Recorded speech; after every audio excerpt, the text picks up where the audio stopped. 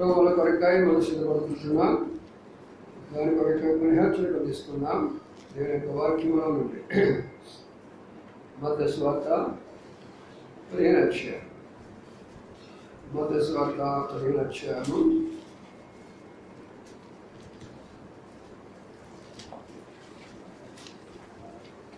మత్తయి సువార్త 15వ అధ్యాయం.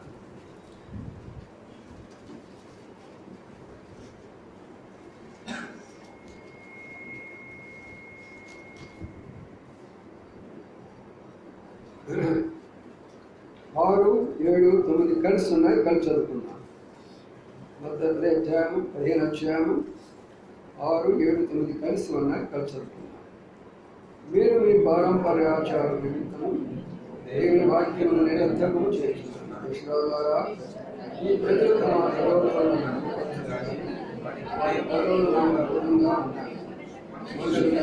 పద్ధతులు దైవోపదేశం బోధించుతూ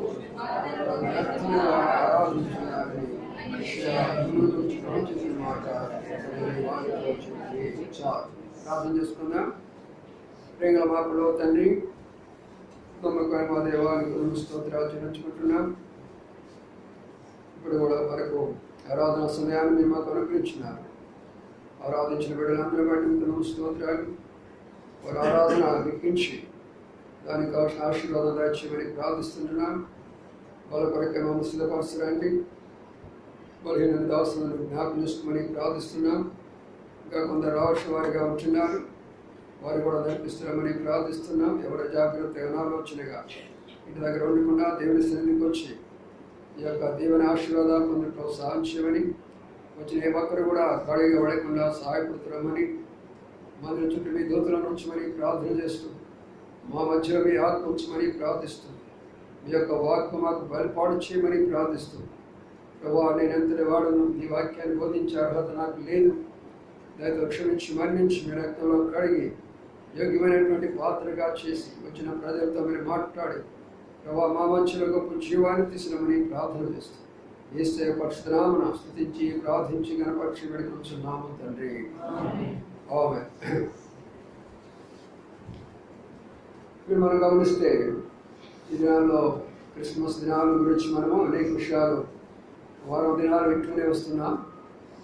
ప్రతిరోజు ఒక నూతన విధానంలో ప్రభు మాట్లాడుతున్నాడు. ఈరోజు కూడా మరొక విధానంలో ప్రభు మనతో మాట్లాడబోతుంటున్నాడు. దాని కొరకు మనం సిద్ధపడి ఆ మాట్లాడేటువంటి మాటల ప్రకారం మనం కానీ చేసినట్లయితే దేవుడు తన మాటల ప్రకారం తను చేసేవాడిగా ఉంటాడు. ముందు ఆయన చెప్పిన మాట మనం వింటే మనం చెప్పిన మాట ఆయన వింటాడు. మరి తండ్రి చెప్పిన మాట బిడ్డలు విన్నప్పుడు బిడ్డల ప్రతి కోరిక కూడా తీరుస్తాడు తండ్రి. అలాంటి పరమ తండ్రి ఆయన. అందుకని ఇక్కడ ఏం చెప్తున్నాడంటే, కొంతమంది ప్రజలు ఉద్దేశించి ప్రభువు యేసుక్రీస్తు వారు మాట చెప్తుంటున్నారు. ఈ ప్రజలు తమ పెదవులతో నన్ను ఘనపరుస్తారు అని అంటారు. అంటే దేవుని ప్రజలైనటువంటి వారు ఈ లోకంలో చాలామంది ఉన్నారు. చాలా సంఘాలు ఉన్నాయి, చాలా మందిరాలు ఉన్నాయి, చాలామంది సేవకులు ఉన్నారు, చాలామంది విశ్వాసులు ఉన్నారు. ఘనపరుస్తూనే ఉన్నారు, ఆయన నామం పేరిట ఘనపరుస్తూనే ఉన్నారు. కానీ అక్కడ మాట ఏంటంటే, వారి హృదయం నాకు దూరంగా ఉన్నది అన్నాడు. అది ఎంతో బాధకరమైన విషయం. హృదయము దూరంగా ఉండడం అనేది చాలా బాధకరమైనటువంటి విషయం. ఘనపరుస్తూనే ఉన్నారు కానీ హృదయాన్ని ఎవరికో ఇచ్చాము. మన హృదయాన్ని ఎక్కడో తాకట్టు పెట్టేసాము. మన హృదయాన్ని వేరే వాళ్ళకి ఎక్కడో అప్పగించేసాము. ఇప్పుడు ఆ హృదయంలో ప్రభువు లేడు, కానీ ఆ ప్రభువు నోటిలో నుండి వస్తున్నాడు. ఈనాడు ఈ యొక్క క్రిస్మస్ సందర్భంలో సార్వత్రిక సంఘం అంతటిలో కూడా. అందుకనే ప్రియమైన సోదరి సోదరులారా, ప్రభువు జన్మించినాడే కానీ ఆయన హృదయంలో ఎంత భారం ఉన్నదో ఒకసారి చూడండి. నేను జన్మించాను, నన్ను ఘనపరుస్తున్నారు. ఏ చర్చ చూసినా ఘనపరుస్తున్నారు. గుంపులు గుంపులుగా, సమాజాలుగా, సంఘాలుగా నన్ను ఎంతగానో ఘనపరుస్తున్నారు. అయితే మీ హృదయంలో నేను ఉన్నానా? మీ హృదయంలో నాకు స్థానం ఉన్నదా? అందుకనే ఉన్నాడంటే, ఆయన అన్నమాట అంటే, మనుషులు కల్పించిన పద్ధతులను దైవోపదేశాలను బోధిస్తున్నారు పైగా. ఈ యొక్క బోధకులు ఎలాంటి బోధకులు అంటే, మనుషులు కల్పించిన కొన్ని పద్ధతులు ఉంటూ వచ్చినాయి. ఆ మనుషులు కల్పించినటువంటి పద్ధతులను ఇవే దేవుని యొక్క వాక్కులుగా, ఇదే దేవుని యొక్క వర్తమానికులుగా, ఇదే దేవుని యొక్క సందేశముగా ప్రజలను చెప్పి తప్పు దారి పట్టించి అనేకులను పరలోక రాజ్యానికి దూరం చేస్తున్నారు. అందుకనే ప్రియమైన సోదరి సోదరుడా, ప్రభు యొక్క హృదయం ఎంత వేదన ఉన్నదో చూద్దాం, ఎంత బాధపడుతున్నాడో చూద్దాం. ఏమంటున్నాడంటే, వారి పదాల దగ్గరికి ఉన్నాయి, వారి హృదయం దూరంగా ఉన్నది. వారు కొన్ని పద్ధతులు, కొన్ని ఆచారాలు చేస్తుంటున్నారు, కానీ నన్ను మాత్రం వారి మధ్యలో నన్ను ఉంచుకోవడం లేదు. ఆచారయుక్తమైన భక్తి, ఆచారయుక్తమైన ప్రార్థన, ఆచారయుక్తమైన సంఘం, ఆచారయుక్తమైనటువంటి సేవను ఈనాడు మనం చూస్తున్నాం. అందుకని ప్రభు అంటాడు ఎబ్రీ రాష్ట్ర పత్రికలో వీడి కొరకై ప్రభు ఎలాగా జీవించాడో చూద్దాం. ఎబ్రీ రాష్ట్ర పత్రికలో వారి కొరకై ప్రభు ఎలాగా జీవిస్తున్నాడని మనం చదువుకుందాం. ఎబ్రీ రాష్ట్ర పత్రిక 5:7 చదవండి. 5:7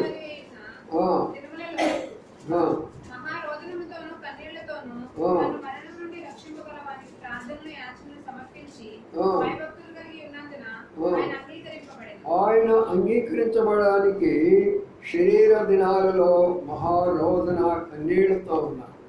ఏమండి, ప్రభువు జన్మించింది ఏడవడానికన్నా? పరలోకాన్ని పోగొట్టుకుంది ఇక్కడికి వచ్చి ఏడవడానికా? పరలోకంలో దేవదూతల యొక్క సహవాసాన్ని విడిచిపెట్టేసి భూలోకంలో మానవ సహవాసానికి వస్తే ఆయన కన్నీళ్లు కార్చడానికైనా? పరలోకంలో ఉన్నటువంటి మహిమ తేజస్సంతా కూడా వదిలిపెట్టేసి భూలోకంలో మట్టి దగ్గరకు వచ్చినటువంటి వీడి కొరకై ఆయనను ఏడిపించడమేనా? ఎంత బాధకరమైన విషయము, ఎంత బాధకరమైన విషయం, ఎంత దుఃఖకరమైన విషయం. ఈ ప్రజలు నన్ను ఘనపరుస్తూ ఉంటున్నారు. నేడు క్రిస్మస్ పేరుతోటి ప్రపంచమంతా కూడా నన్ను ఘనపరుస్తున్నారు. అయితే వారి హృదయాల్లో నేను లేను. వారి హృదయాల్లో నేను లేకపోగా వారు నన్ను ఏం చేస్తారంటే నా కళ్ళల్లో నీళ్లు పెడుతూ వచ్చారు. ఏమైనా సోదరి సోదరులారా, ఈ దినాల్లో మనము రక్షించబడినటువంటి వారము, వాక్య సంఘము తెలిసినటువంటి వారము, దైవ యొక్క ప్రత్యక్షత కలిగినటువంటి మనకు ఒక ప్రత్యేకమైన విధానంలో ఆ విషయాన్ని మనం గుర్తుంచుకోవాల్సిందిగా మనం చేస్తున్నాం. మనము కూడా వారుగా ఉండకూడదు. ఒక ప్రత్యేకమైన జీవితం మనకు ఉండాలి. అందుకని ప్రభు ఒక కన్నీరు కారుస్తున్న దేశం ఏంటంటే, మీరు చేసినటువంటి ప్రతి ఒక్క పని కూడా ప్రతి పని కూడా ఈ లోక సంబంధమైనటువంటి ఆచారమే కనబడుతుంది, కానీ ఆత్మీయత నాకు కనబడలేదు. అందుకని నేను నీ కొరకే జన్మించినప్పటికీ, నీ కొరకే లోకానికి వచ్చినప్పటికీ నాకు మీరు ఏం పెట్టినారంటే కన్నీరు పెట్టారు. హ్యాపీ క్రిస్మస్ అని పెట్టారు, నా కంట్లో నీళ్లు పెట్టేశారు. పెట్టింది హ్యాపీ క్రిస్మస్సే, నా పేరే మీరు పెట్టుకున్నారు, నా పండుగే మీరు చేస్తున్నారు. అయితే నీ హృదయం నాకు ఇచ్చావా? నీ హృదయంలో నేనున్నానా? నీ హృదయంలో ఏమున్నా ఒక్కసారి అర్థం చేసుకో. ఒక్కొక్కరు హృదయాల్లో ఒక్కొక్కసారి జ్ఞాపకం చేసుకోండి. ప్రతి ఒక్కరు బలంలోకి వెళ్ళకనుకో నీ హృదయంలో ఏమున్నదో చూడండి. కొందరు హృదయాల్లో అంధకారం ఉంటుంది, కొందరు హృదయాల్లో గర్వం ఉంటుంది, కొందరు హృదయాల్లో నిరాశ ఉంటుంది, కొందరు హృదయాల్లో కృంగుబాటు ఉంటుంది, కొందరు హృదయాల్లో ఎంతో కన్నీరు ఉంటుంది, కొందరు హృదయాల్లో అనేకమైనటువంటి యొక్క కోపతాపాలతో నిండిపోయిన హృదయాలతో నింపినటువంటి వారిగా కనబడుతుంటున్నారు. అటు హృదయాలన్నీ ప్రభువుకి ఇస్తే, ఆ హృదయంలోకి ప్రభు వస్తే ఇంత ధన్యకరమైనటువంటి ఒక క్రిస్మస్గా మారిపోతుంది. అందుకని క్రిస్మస్ అంటారే కానీ క్రీస్తు లేనటువంటి ఒక క్రిస్మస్ చేసుకుంటున్నారు ఈ దినాలు. అందుకని వారం దినాలు ప్రతి ఒక్క కోడికలో మీకు దాని యొక్క రహస్యాలు చెప్తూ వచ్చాను. ఆయన వంశావళిని చూస్తే ఎంత గొప్ప వంశావళిని చూస్తూ వచ్చాం కదా. ఆయన ఎందుకు అబ్రహాం ఎంచుకున్నాడో చెప్తూ వచ్చాం కదా. అబ్రహాం విగ్రహారాధికుల కుటుంబం అయితే విగ్రహారాధి కుటుంబములను ప్రభు ప్రేమించాడు కాబట్టి అబ్రహాం ఏర్పాటు చేసుకున్నాడు. ఈనాడు ఎంతమంది విగ్రహారాధికులు మాకు కాదు అంటుంటే ప్రభు నేను మీ కొరకు వస్తుంటున్నాను అన్నాడు. వారి కొరకైనటువంటి భారం నీకున్నదా? వారి కొరకని నీ సాక్షి వారి దగ్గర చెప్తున్నావా? వారిని ప్రభు సన్నిధికి నడిపించాలనే వేదన అనుకున్నదా? అబ్రహాము యొక్క వంశంలో ఎందుకు వచ్చాడంటే విగ్రహారాధికుల కొరకు ఆయన వచ్చిన వాడుగా కనబడుతుంటున్నాడు. మనం గమనిస్తూ వచ్చాము. తర్వాత ఆయన యొక్క వచ్చిన విధానం అంతా కూడా మనం గమనిస్తూ వస్తే మరి బోయజ్ యొక్క మరి వంశావళిలో నుంచి వస్తున్నట్టు మనం చూస్తూ వచ్చాం. బోయజ్ ఎవరు? ఒక రైతుగా కనబడుతున్నాడు, ఒక పొలాలు కలిగిన వాడిగా కనబడుతున్నాడు, ఒక భూమిని కలిగిన వాడిగా కనబడుతున్నాడు.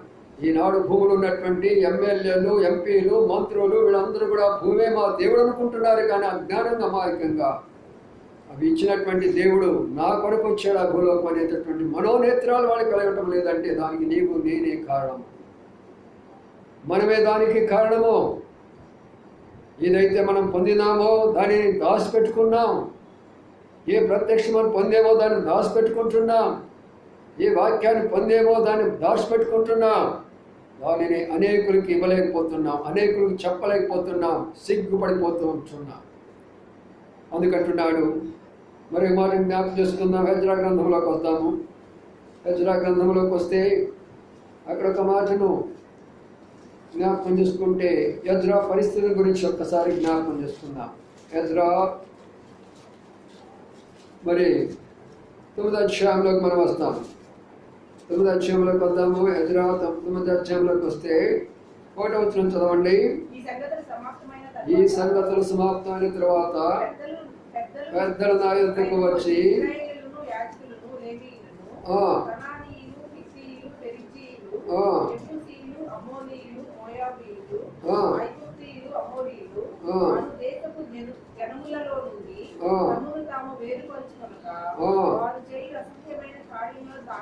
ఏమండి ఎంత బాధ ఉందో ఒకసారి ఆలోచన చేయండి.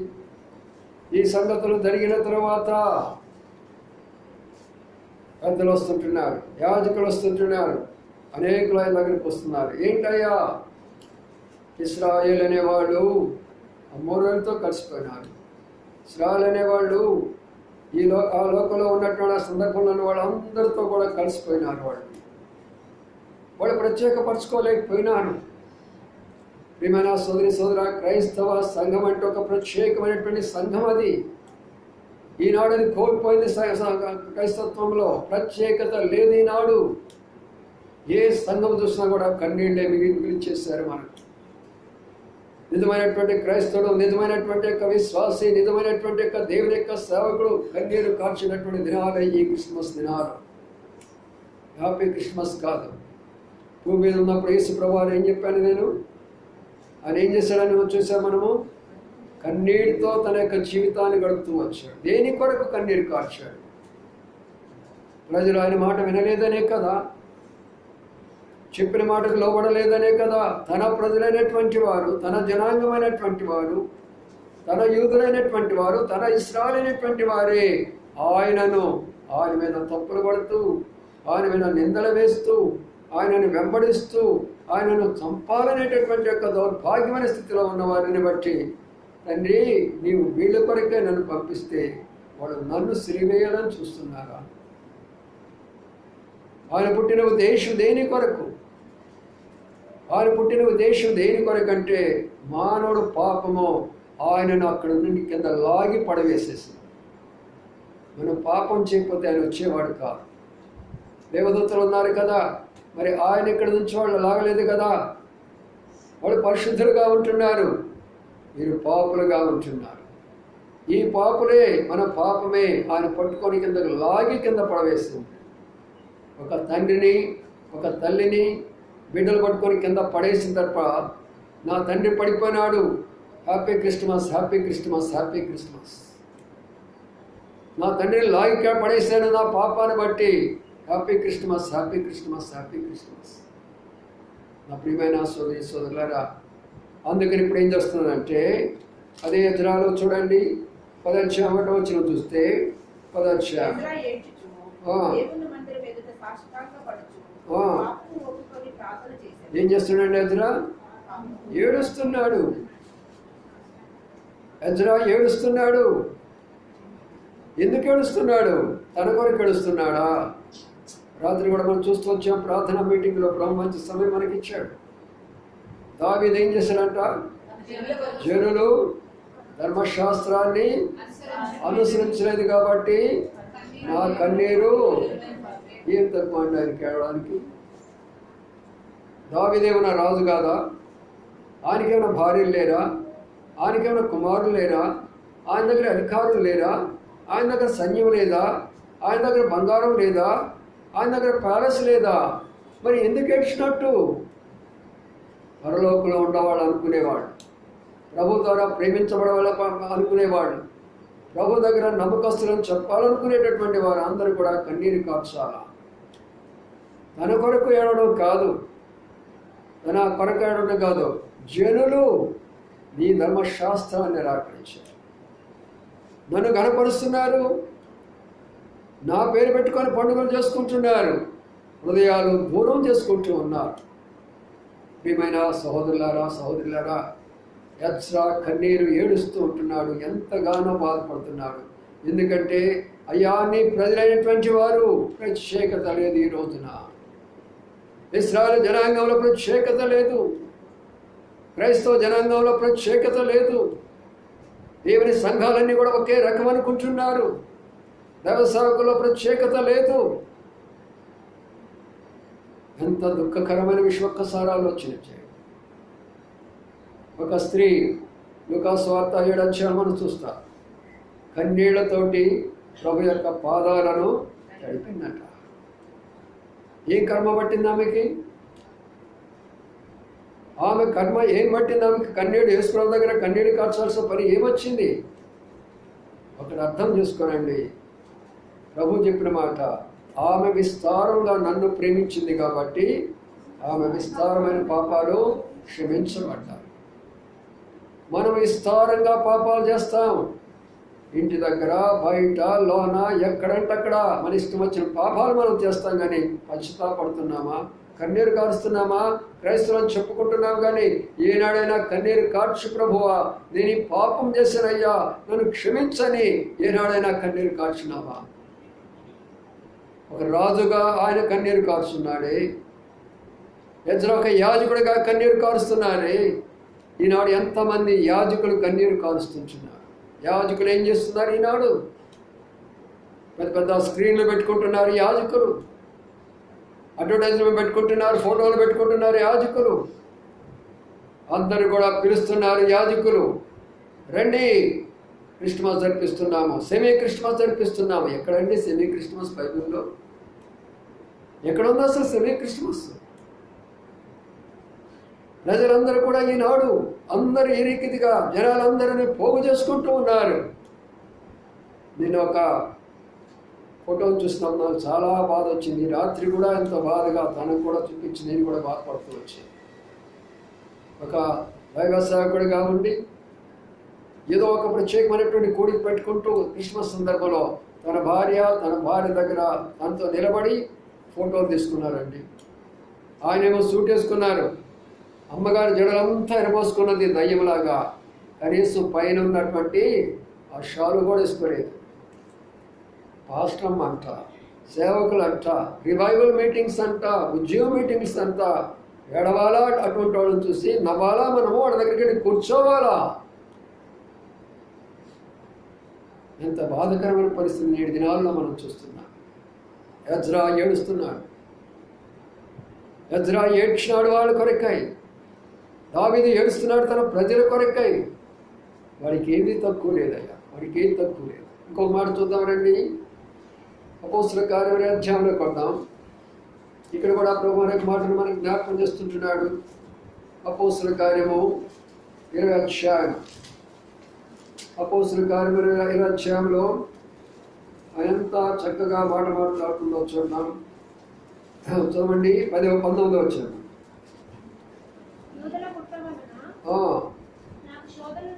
యూదుల కుట్ర వల్ల నాకు శోధన సంభవించినను కన్నీళ్లు విడిచుచు సంపూర్ణ వినయభావంతో. చూడండి, ఎవరండి ఈయన? పౌలు. పెళ్ళైంది ఆయనకి? లేదు. పిల్లలు ఉన్నారు ఆయనకి? లేదు. అన్నిటిని విడిచిపెట్టుకున్నాడు ఆయన. మరి ఆయనకేమీ పని? ఆయన కన్నీళ్లు కార్చాల్సిన పని ఏమొచ్చింది? ఆయనకేం అవసరమో కన్నీళ్లు కార్చాల్సిన అవసరమో? ఎవరైనా అంత పెట్టేసి వస్తారు, భోజనం చేసుకోవచ్చు, ఏ ఇంటిలోనైనా ఉండొచ్చు ఆ వ్యక్తి. అలాగా ఎందుకు ఆ భారం ఎందుకు లేకపోయింది? ప్రియమైన సోదరి సోదరులారా, ఒక దైవ సేవకుడు ఉండవలసిన విధానాన్ని అర్థం చేసుకోనండి. గుడ్డిగా అన్ని వర్తమానాల దగ్గరికి వెళ్ళడము, అన్ని మీటింగ్ దగ్గరికి వెళ్ళటము మన ఆత్మను నాశనం చేసుకోగలరు. ఆ యొక్క ప్రభావం ఉంటుంది. ప్రతి స్థలంలో వెలుగుదూత చాలా చక్కగా తిరుగుతుంది. ప్రపంచం అంతా కూడా ప్రభు అయినటువంటి చెప్పినటువంటి ఇరుకు మార్గంలోనికి రానివ్వకుండా విశాల మార్గాలు స్థాపించి చాలా సంతోషముగా మేమందరమే క్రైస్తవం అని చెప్పుకుంటూ ఆయన పేరు పెట్టుకొని పండుగ చేసుకుంటున్నారు. వాళ్ళందరూ ప్రభు దుఃఖపడుతున్నాడు. పరలోకంలో నుండి ఆయన బాధపడుతుంటున్నాడు. అందుకని పౌలు ఏం చేస్తున్నాడంటే ఆయన సేవలో కన్నీరు. ఇంటింటికి తిరుగుతున్నాడు, కన్నీరుతో తిరుగుతుంటున్నాడు. ఆయన వేదనతో తిరుగుతుంటున్నాడు. ఆయన ప్రతి ఇంటికి వెళ్ళి కన్నీరు కారుస్తున్నాడు. ప్రయోజకులు నేనేది దాచుకోలేదే. ఇంటింటికి తిరగమంటే ఇంటింటికి తిరిగేది లేదు. ఫ్లెక్సీలు వేసుకుంటున్నారు ఈ రోజున. ఫ్లెక్సీలు వేసుకోవడము, అక్కడ ఒక సినిమా. ప్రతి ఒక్క సంఘము ఎవరైతే ఇండిపెండెంట్ సేవకులుగా వచ్చారో ప్రియులరా, వీళ్ళందరినీ కూడా సినిమా హాల్స్గా మార్చివేశారు. జాగ్రత్త. సాధ్యమైతే ఏర్పరచబడ్డ వాళ్ళు మోసపరచబడ్డారంటే అలాంటి యొక్క ప్రలోభాలకు గురైనటువంటి వాళ్ళు మాత్రమే. ఎంతమందో వాళ్ళందరినీ చూసినప్పుడు అసలు భారం ఉన్నదా? మనకు అసలు భారం ఉన్నదా? ఆనాడు దైవజనుడు భక్సింగ్ గారు వాళ్ళందరూ చూసినప్పుడు, ఆ నామకార్థమైన సంఘాలను చూస్తున్నప్పుడు, ఆ నామకార్థమైన పాస్టర్లను చూస్తున్నప్పుడు, ఆ నామకార్థమైన చర్చలు చూసినప్పుడు మోకాళ్ళ మీద కన్నీడు కార్చాడు. ఒక ఉద్యమాన్ని తీసుకొని వచ్చాడు బయటికి, ప్రపంచంలోనే తీసుకొని వచ్చాడు. ఈనాడు అలాంటి వారు లేరు. కాంప్రమైజేషన్. వారితో కలిసి అలాగే కొనసాగిపోతాం. కానీ అలాగా లేడు. పౌలు ఏడుస్తూ ఉంటున్నాడు, ఎజ్రా ఏడుస్తూ ఉంటున్నాడు, దావీదు ఏడుస్తూ ఉంటున్నాడు. దేని కొరకు ఏడాలా? ఏదైనా తక్కువ ఉన్నదా వాళ్ళకి? మనం కూడా అనుకుంటాం కదా, నేనెందుకు ఏడవాలా? నాకు మంచి పెద్ద ఉద్యోగం ఉన్నది కదా, నేనెందుకు ఏడవాలా? నాకు తనకు ఆస్తులు ఉన్నాయి కదా, నేనెందుకు ఏడవాలా? ప్రియమైన సోదరులారా, ఎందుకు ఏడవాలి అంటే, మన కన్నీళ్ళు ఎక్కడ ఉంటాయి అంటే, రెండు చూద్దాము. కీర్తన గ్రంథంలోకి వెళదాం. కీర్తన గ్రంథంలోకి చూస్తే అక్కడ ఒక మాట కనబడుతుంది. ఎవరైతే ఏడుస్తున్నారో, ఎవరైతే కన్నీరు కారుస్తుంటున్నారో, ఎవరైతే వేదన పడుతున్నారో వారి కన్నీరును చూడండి. 56 అధ్యాయంలో చదవండి. ఒక సహోదరుడు చదవండి.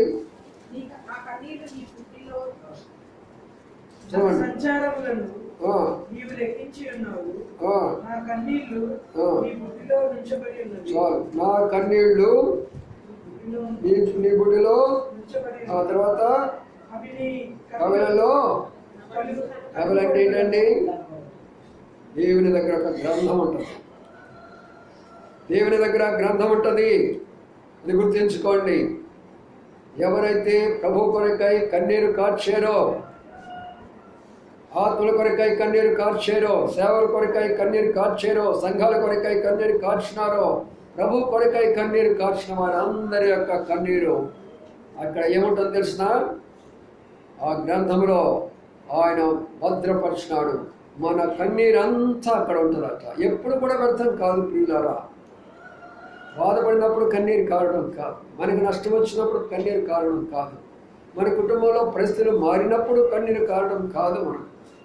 వాడు ఎవరు అలాగా ప్రార్థన అలాగా కన్నీరు కార్చిన వాడు కాదు. వారు కన్నీరు అంతా కూడా దేని కొరకంటే దేశం కొరకు. చూడండి, విలాప వాక్యాలకు మాట కనబడుతుంది. విలాప వాక్యాల్లో కూడా ప్రభు మనకి మాటలు జ్ఞాపకం చేస్తుంటున్నాడు. ఇర్మియా అలాగా వెలిపిస్తున్నాడు. చూద్దాం రండి. ఇక్కడ విలాప వాక్యంలో మనం గమనించినట్లయితే ఇర్మియా కూడా ఒక మాటను జ్ఞాపకం చేసుకుంటున్నాడు. అది కూడా మనం చూసుకుందాం రండి. విలాప వాక్యములు 2వ అధ్యాయంలోనే చూద్దాం. 2వ అధ్యాయము 11వ వచనము చదవండి. నా జనుల కుమారి కలిగిన నాశనం చూడగా. ఎవరండి జనులు? చూస్తున్నారా? ఇప్పుడు ఇజ్రాయెల్ దేశంలో ఏం జరుగుతుందో చూస్తున్నారా? ప్రక్కన ఉన్న హమాస్, ఇరాన్లో ఏం జరుగుతుందో చూస్తున్నారు తెలుసా? తినటానికి తిండి లేదు ఆ బిడ్డలకు. స్త్రీలు పురుషులకు తినటానికి తిండి లేదు. ఆ యొక్క ప్రాంతంలో ఎంతమంది శవాలై పడ్డారో, ఆ ప్రాంతంలో దిక్కు లేకుండా అనాథులైపోయినారు. ఆ ప్రాంతంలో వందల వేలాది మంది ప్రాంతాల్లో అదేమైనా సంభవిస్తే ఎంత బాధపడే వాళ్ళు ఒకసారి ఆలోచించేది. నా ప్రజలైన వారు వాళ్ళు మన ప్రజలు కాదా?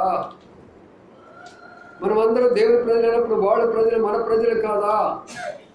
వారి కొరకైనా కన్నీరు మనకున్నదా అని. అందుకని ఈనాడు మనమే కాదండి, ఏ పాస్టర్ కానీ ఏ సేవకుడు కానీ కన్నీరు లేనటువంటి కన్నీరు ఉన్నవారు ఎవరు కనబడుతుంటారు. కన్నీరు ఉన్నవారైతే దేశం ఎలాగా ఉండదు, ప్రపంచం ఎలాగా ఉండదు. అద్భుతమైన మార్పు జరుగుతూ ఉంటుంది ఆ ప్రాంతాలన్నింటినీ కూడా. ఏ ప్రాంతాల్లో కన్నీరు కార్చి ప్రార్థన చేస్తూ వస్తారో ఆ ప్రాంతాల్లో దేవుని ఆత్మ పనిచేస్తున్నప్పుడు అనేక జీవితాలన్నీ కూడా మార్చబడుతూ, కుటుంబాలు కట్టబడుతూ దేవుని యొక్క జీవాన్ని ఆ ప్రాంతాల్లో చూస్తారు మన పుత్రులైనటువంటి వారు. ఈనాడు ఉన్నదానంటే లేదనే చెప్పుకోవాలి. నా జనుల పరిస్థితి నేను చూసినప్పుడు ఎలాగా ఉన్నారు? నా కన్నీరు ఏరులై పారుతున్నాను. ఎందుకంట? కొంచెం కిందకి రాండి. అక్కడ ఏముందో, ఇంకేముందంట?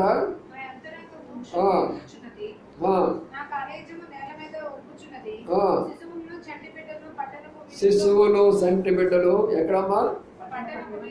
పట్టణ వీధుల్లో శిశువులు అంట, చిన్న పిల్లలు. నేను ఒక దానిలో చూసినప్పుడు నాకు చాలా బాధ వచ్చేసింది. ఒక చిన్న అమ్మాయి స్కూల్కి పోయి వచ్చింది. అంత అమ్మాయి సంతోషంగా ఆ బ్యాగ్ కేసు పడేసిన, బహుశా ఎలిమెంటరీ స్కూల్ అనుకుంటాను, పీజీ కంటే కొంచెం పెద్దగా ఉండొచ్చు. చాలా సంతోషంగా వచ్చింది, బ్యాగ్ అక్కడ పడేసింది. అమ్మ అమ్మ అమ్మ అమ్మ అని అంది. అమ్మ అక్కడ లేదు, వేరే పనిలో ఉంది. అయితే ఆ యొక్క ఛార్జింగ్ అయిపోతే అమ్మగారు ఏం చేసిందంటే దాన్ని ఛార్జింగ్ పెట్టేసి తన పనికి వెళ్ళిపోయాడు. ఈ అమ్మ బ్యాగ్ అక్కడ పడేసి బాత్రూమ్కి వెళ్ళి మంగడుకొని వచ్చి అది చేయాలి కదా. అది చేయకుండా అమ్మ ఫోన్ ఎక్కడ ఉందని దేవులాడుతుంది. ఫోన్ ఎక్కడ ఉందని దేవులాడుతుంది. అది తిప్పి ఇది తిప్పి, అది తిప్పి ఇది తిప్పి, ఆఖరికి అక్కడ ఫోన్ యొక్క ఛార్జింగ్ దగ్గరికి వెళ్ళి ఛార్జ్ అవుతూనే ఓపెన్ చేసింది, ఫట్ మరి పగిలిపోయింది. ముఖం అంతా కూడా, కండంతా కూడా. శిశువులు, చిన్న బిడ్డలు కూడా ఈనాడు ఎలాగైపోతారు ఒకసారి ఆలోచించారు. ఎంతమంది తల్లులకున్నది తన యొక్క బిడ్డలకు దేవుని యొక్క వాక్యం నేర్పించాలని. బాలుడై ఉండగా నీవు దేవుని యొక్క వాక్యం కానీ నేర్పిస్తే పెద్దవాడైపోయినప్పుడు బాధపడతావా? నీవు నా కొడుకు వినటం లేదని ఈరోజు బాధపడుతున్నావు, నా కుమార్తె వినటం లేదని ఈరోజు కన్నీరు కారుస్తున్నావు. అదే చిన్నతనంలో నువ్వు నేర్పించున్నట్టుగైతే, అదే చిన్నతనంలో దేవుని యొక్క భయం నేర్పించున్నట్లయితే ఆ బిడ్డ నీకు అంత ప్రయోజకరంగా అయ్యే ఉండేవాడు. అందుకనే ప్రియమైన సోదరులారా, అనేకుల యొక్క జీవితంలో ప్రభు కొరకై కన్నీరు కార్చినటువంటి వారు సొంత సమస్యల కొరకై కన్నీరు కార్చినట్టుగా దేవుడు చేస్తాడు. చాలామందికి ఆ విషయాలు తెలియదు. ప్రభు నమ్ముకున్న తర్వాత నాకెందుకు ఈ కష్టాలంటే, ప్రభు నిన్ను ఎందుకు ఏర్పాటు చేసుకున్నాడు? నేను కష్టపెట్టడానికి, నేను బాధపడటానికి, నేను ఏడ్పించడానికి ఆయన చేయలా. ఆయన నిన్ను ఏర్పాటు చేసుకున్న ఉద్దేశం ఏంటంటే, ఆయన కొరకై నువ్వు కన్నీరు కార్చాలా, ఆయన కొరకై నువ్వు బాధపడాలా, ఆయన కొరకై నిందలు అవమానాలు పొందాలా. అప్పుడు నీ వ్యక్తిగతమైన సమస్యలు ఏమీ కూడా ఉండవు. మనం అనుకుంటాం కదా, ఈ దినాల్లో ప్రభువు యేసు క్రీస్తు వారు మరియమ్మ గర్భాన జన్మించాడని చెప్పుకుంటాం కదా అందరూ కూడా. నేను అనేక విషయాలు దీని గురించి చెప్తూ వస్తున్నాను. ప్రభు ఒక స్త్రీని ఏర్పాటు చేసుకున్నాడు, ఒక కుటుంబాన్ని ఏర్పాటు చేసుకున్నాడు, ఒక స్థలాన్ని ఏర్పాటు చేసుకున్నాడు, ఒక ప్రత్యేకమైన ప్రణాళికను తయారు చేశాడు క్రిస్మస్ కొరకాయ. అనేకులకు ఆ విషయం తెలియదు. ఏ స్త్రీ అయితే ప్రభువును మోయగలదో, ఏ స్త్రీ అయితే ప్రభు కొరకై నిందలు అవమానాలు పొందడానికి సిద్ధంగా ఉంటుందో, ఏ స్త్రీ అయితే పరిశుద్ధరాలుగా జీవించగలదో, ఏ స్త్రీ అయితే భర్త తృణీకరించినా, అనుమానించినా, సందేహించినా, త్రోసివేసినా, బయటికి నెట్టివేసినా కూడా ప్రభు కొరకై నిలబడినటువంటి స్త్రీని, ఆ స్త్రీని ఏర్పాటు చేసుకున్నాడు దేవుడు. నేడు దినాల్లో మనం చూస్తున్నాం అనేక మంది యవనస్తుల యొక్క కుటుంబ జీవితాలు, వివాహాలు అయిపోతున్నాయి, వృద్ధులైపోతుంటున్నారు. ఒక స్త్రీ ఒకవైపున, పురుషుడు మరొక వైపున, ఒకరు ఒక తల్లిదండ్రుల దగ్గర, మరొకరు మరొక ఆఫీసులో, ఒకరు ఒక దేశంలో, మరొకరు మరొక దేశంలో. ఎంత దౌర్భాగ్యమైన పరిస్థితి ఎందుకు వచ్చింది? నా జనులు ధర్మశాస్త్రాన్ని అనుసరించిన కారణం చేత కదా. ధర్మశాస్త్రాన్ని నా వాక్యం వారికి చెప్పేనే, వారి కుటుంబాలకి, వారి జీవితాల్లోకి, వారికి చిన్నబిడ్డలకు కావాల్సిన వాక్యం నేను రాసిపెట్టేనే, యవనస్తులకు కావాల్సిన వాక్యాన్ని రాసిపెట్టేనే, వృద్ధులకు కావాల్సిన వాక్యాన్ని రాసిపెట్టుకున్నానే, చదువు లేనటువంటి వారికి కావాల్సిన వర్తమానం నేను రాసిపెట్టేనే, చదువుకున్న వారికి కావాల్సిన వర్తమానం నేను రాసిపెట్టేనే, పండితులకు కావాల్సిన వర్తమానం నేను రాసిపెట్టేనే. ఏమి తక్కువైపోయి మీరు ఆ ధర్మశాస్త్రాన్ని అనుసరించలేకపోయినారు.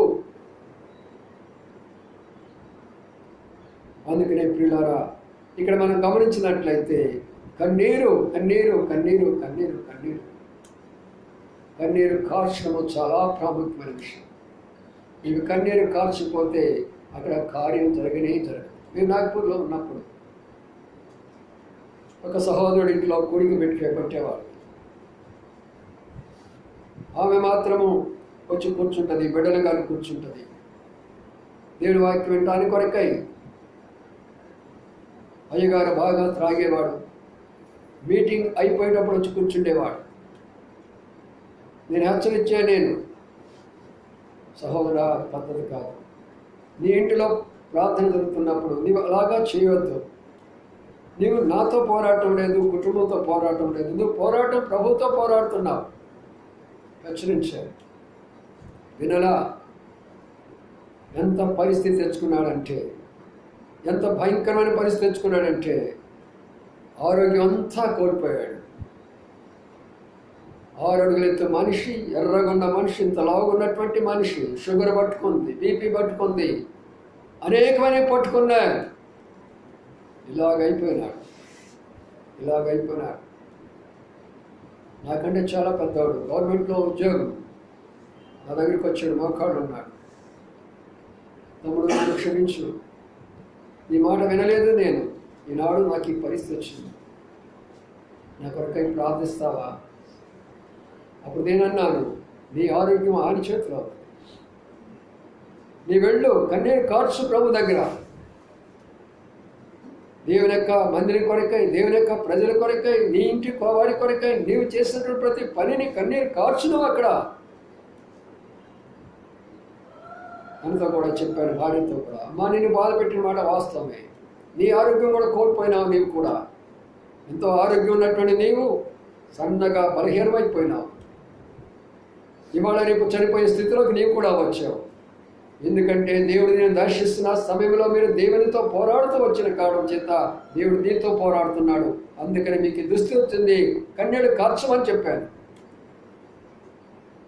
ఇద్దరు కన్నీడు కార్చి దేవుని సన్నిధిలో వారి యొక్క సమస్తమైనటువంటి బలహీనతలు ఒప్పుకున్నారు. దేవుడు వాళ్ళని ఆశీర్వదించాడు, వీళ్ళని ఆశీర్వదించారు.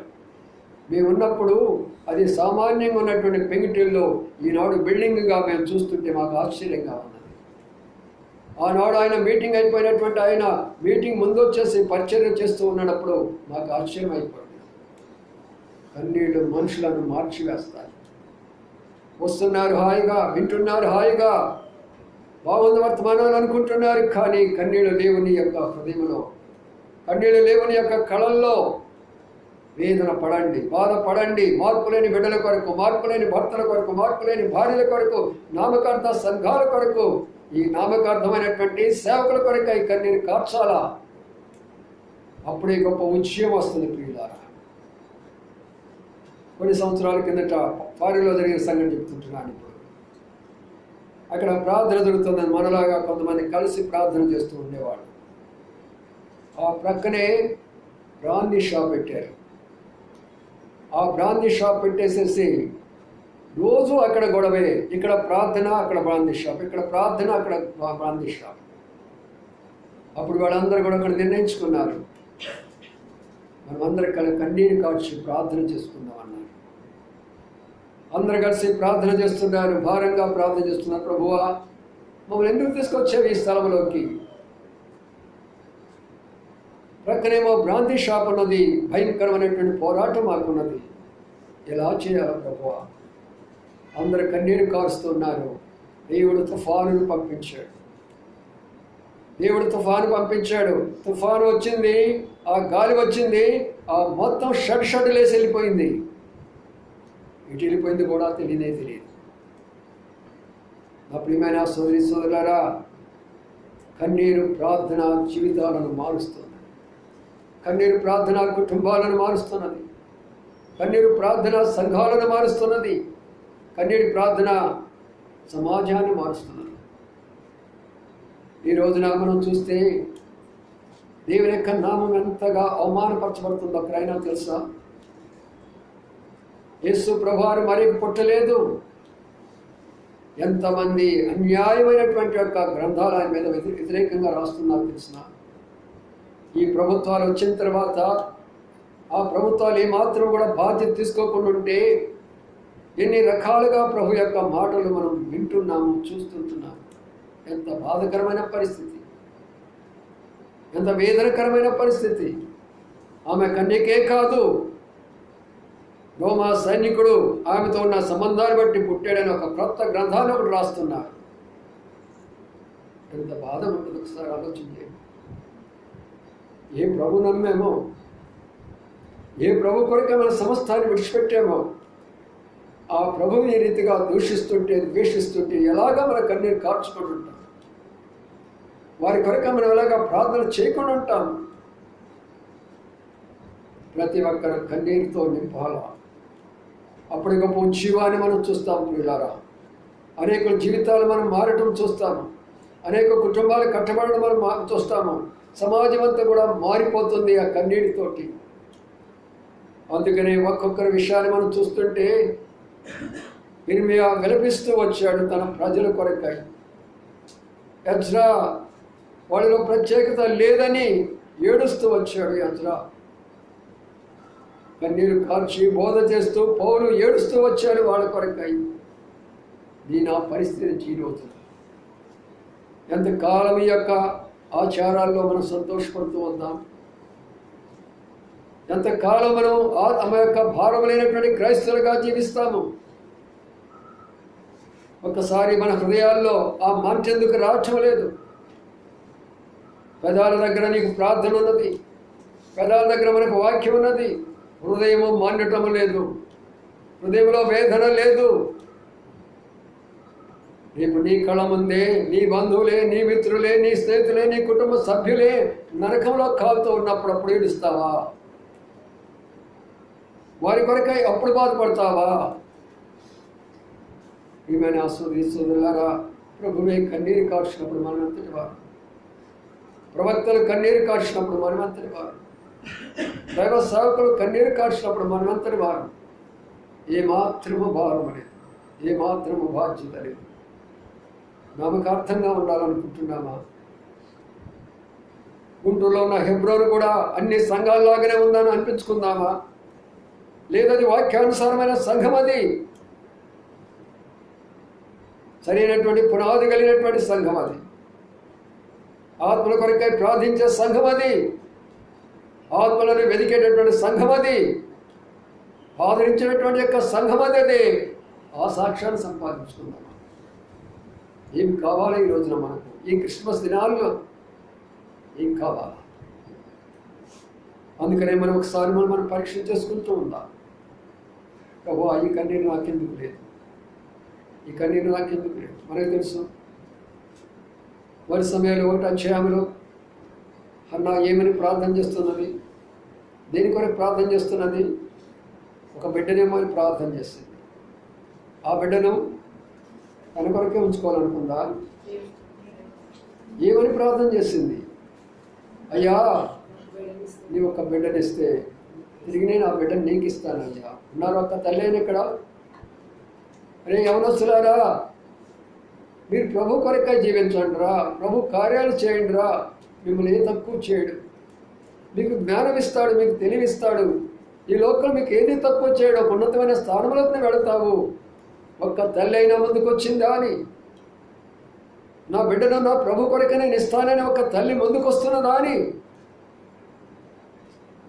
ఆమె కన్నీరును దేవుడు చూస్తున్నాడు. హన్నా, నా కుమార్తె, నీ కన్నీరు నేను చూశాను, నీ ప్రార్థన ఆలకించబడింది, నువ్వు సంతోషంగా వెళ్ళిపో. నా ప్రియమైన సోదరులారా, కన్నీరు కుటుంబాలను మార్చివేస్తుంది, కన్నీరు భర్తలను మార్చివేస్తుంది, కన్నీరు బిడ్డలను మార్చివేస్తుంది. వారితో తగాదపడాల్సిన పని లేదు, వారితో వాదించాల్సిన పని లేదు, వారితో కొట్లాడాల్సిన పని లేదు. నీ మోకాళ్ళ మీద కొన్ని కన్నీరు కారుస్తే చాలు, అక్కడ పరిస్థితి అంతా కూడా మారిపోతూ ఉన్నది. రాత్రి కూడా చెప్తూ వచ్చారు, జాన్ వెస్లీ గారికి వారి తల్లికి ఎంతమంది బిడ్డలు ఉన్నారు చెప్పండి? అంతమంది కొరకై ఆమె ఏం చేస్తుండేదంటే ప్రతి ఒక్క మంచం దగ్గరికి వెళ్ళి కన్నీరు కారుస్తూ ప్రార్థన చేస్తూ వచ్చింది, కన్నీరు కారుస్తూ ప్రార్థన చేస్తూ వచ్చింది. దేవుడు వారందరినీ కూడా బలమైనటువంటి దైవ సేవకులుగా తీర్చిదిద్దాడు.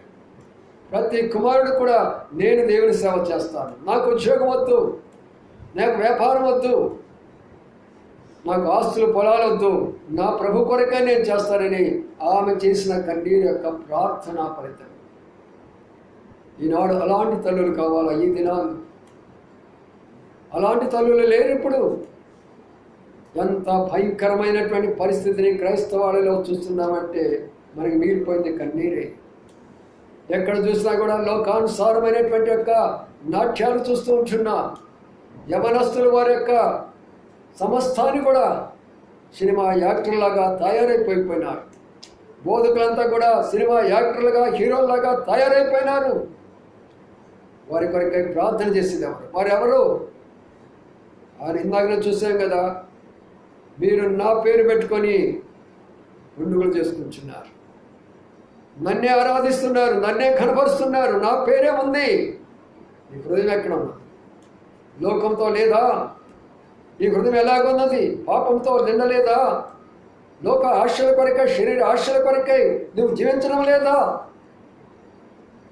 పౌలు అంటున్నాడు, అయ్యా, నేను నీ ప్రీతికరంగా ఉండాలంటే నా శరీరాన్ని దినదినము నలగొట్టుకుంటున్నానన్నాడు.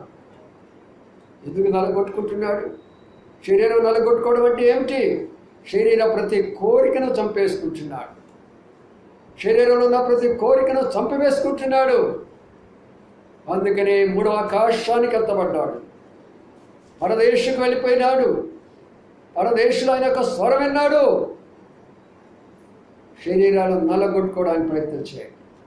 మనం నల్లగొట్టకపోతే ఆయన నల్లగొడతాడు. ఒక ఆయన అంట, పాస్టర్ గారు, నాలాంటి పాస్టర్ గారు, ఆయన కూడా పాపం పెద్ద ఆయన, పెద్ద ఉద్యోగ మీటింగ్లు పెట్టాడట. ఉద్యోగుల మీటింగ్ పెట్టేసి, ఈ మీటింగ్ మీరు అందరూ కూడా రండి, దేవుడు గొప్ప ఉద్యోగం చేయబోతున్నాడు, బోధ చేశాడు. మీటింగ్ చూస్తే అందరూ వచ్చారు మీటింగ్కి, తన భార్య రాలా మీటింగ్కి. అందరూ వచ్చారు మీటింగ్కి, కుమారుడు కుమార్తె రాలా మీటింగ్కి. రాత్రిపూట ఎక్కడున్నారా వీళ్ళంటే, తల్లి బిడ్డలందరూ కూడా ఫంక్షన్కి వెళ్ళినారు. అయ్యగారు మాత్రము దీనికి వెళ్ళిపోయినారు.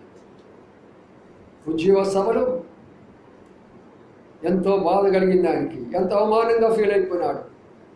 నా మీటింగ్లకి నా భార్య రాలేదే, నా మీటింగ్లు నా బిడ్డలే రాలేదని ఎంతో వేదన పడ్డాడు, కన్నీరు కార్చాడు. సరే, ఆయన దగ్గర ఉన్నటువంటి వెహికల్ తీసుకున్నాడు, ఆ కారులో వెళ్ళాడు. వాడు ఉన్నటువంటి ఒక ఫంక్షన్ దగ్గరికి వెళ్ళాడు. వాళ్ళని ఎక్కించుకుంటున్నాడు, ఇంటికి తీసుకొని వస్తున్నాడు. వెనక నుంచి ఒక స్పీడ్గా వచ్చిన ఒక వెహికల్ కొట్టేశాడు. కుటుంబం పడిపోయింది మొత్తం. బిడ్డలతో కూడా కింద పడిపోయినారు. పాస్టర్ గారు పడిపోయినాడు, పాస్టర్ అమ్మ పడిపోయింది, అందరూ పడిపోయినారు. రోడ్ల మీద రక్తమైంది.